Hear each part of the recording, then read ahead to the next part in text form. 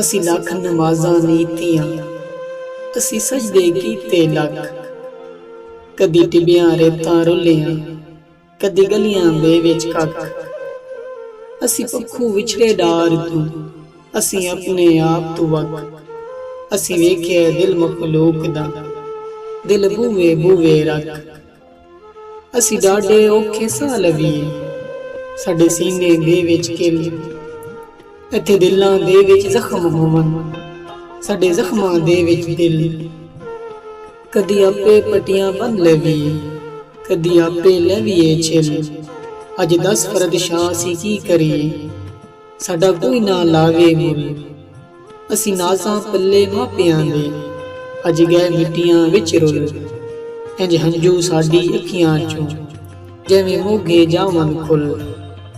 ਇੰਝ ਹਾਸੇ ਸਾਡੇ ਹੋਠਾਂ ਦੇ, ਜਿਵੇਂ ਕਬਰਾਂ ਉੱਤੇ ਫੁੱਲ।